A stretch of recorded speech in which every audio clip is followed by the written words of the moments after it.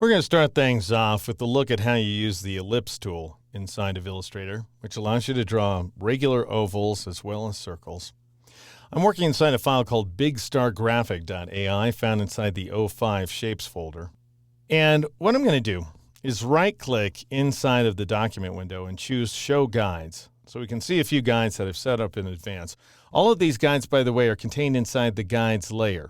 So if you open up the Layers panel and twirl open that Guides layer, that is, click on the little triangle to expand it, you'll see that we have a series of grouped guides labeled 1 through 4. And right now we can only see Guides 1, but we'll be turning that off and turning on 2 and 3 and 4 later. It's just that it's fairly confusing to have them all turned on at the same time. All right, so I'm going to go ahead and drag along those eyeballs to turn them off. So I'm just seeing Guides 1. And then I'm going to scroll up a little bit and click on the drawing layer to make it active. And I'm also going to turn off the layer called Shapes by clicking on its eyeball so that we have a clean slate to work with. So in other words, we're seeing only that piece of artwork that we created in the previous chapter and nothing more. Now, if you're working along with me, I'd like you to go ahead and select the ellipse tool, which is the third tool in here inside of this floating toolbox. If you're working from the standard toolbox, you'd click and hold on a rectangle tool or one of the other shape tools and select the third tool down here in the flyout menu. Now, there's a variety of ways to use the ellipse tool, and I'm going to show you every one of them in this movie. First of all, you can drag essentially from corner to corner. In other words, the ellipse fits inside of the area described by your drag because that drag area is the bounding box.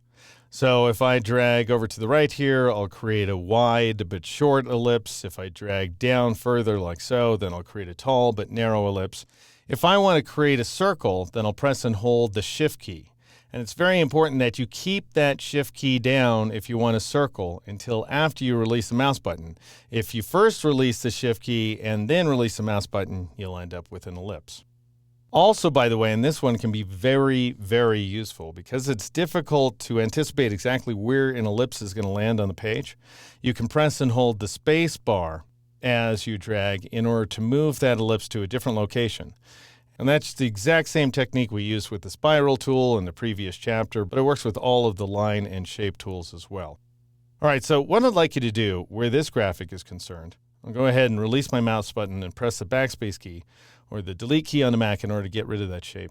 I want you to drag from one guide intersection to the opposite guide intersection like so. So I don't care if you drag down and to the right like I am, or down and to the left, or up and to the right. Any way you want to work is just fine.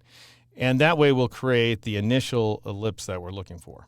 So as you can see, these guides describe the bounding box into which the ellipse fits. That's very important when you're using the tool because that's not the only way to work. Let me show you a different way. I'm going to go over to my Layers panel here, and I'm going to turn off Guides 1. So it's important that you have the Guides layer expanded. And then I'll turn on Guides 2 so that we have a different section of guides going. Let's say you would prefer that the beginning and end of your drag actually occur on the ellipse. So rather than having the ellipse fit inside of a bounding box, the ellipse is better described by your actual drag.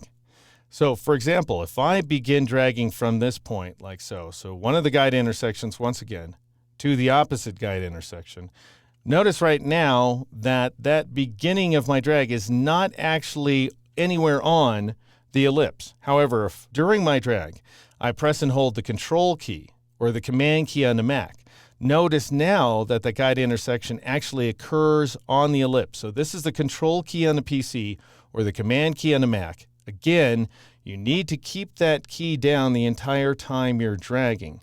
Then go ahead and release the mouse button and then release the key. Now notice that the bounding box fits inside of the ellipse as opposed to outside.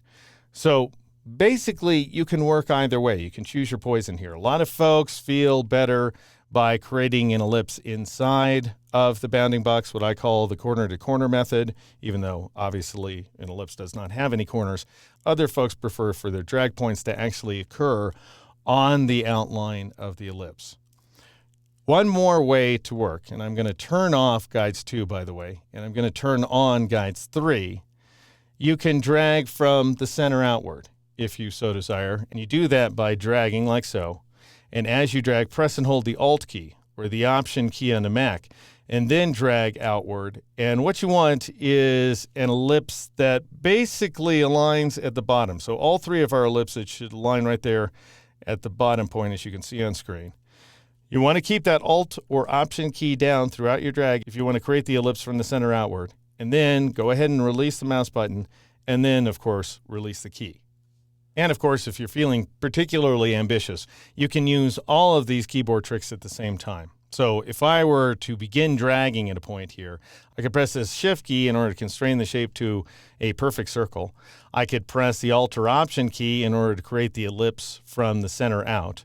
I could press and hold the Control key or the Command key in order to ensure that the end of my drag occurs somewhere on the outline of the shape. Now, because the Shift key is also down, it may vary a little bit because Illustrator's trying to make sure that you're creating a perfect circle at the same time. But it bears mentioning that I now have all of the modifier keys down. That is Control, Shift, and Alt on the PC, Command, Shift, and Option on the Mac.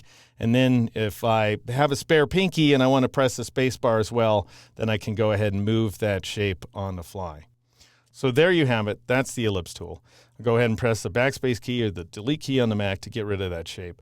A seemingly powerful tool. However, you have an awful lot of ways to get exactly the results you're looking for.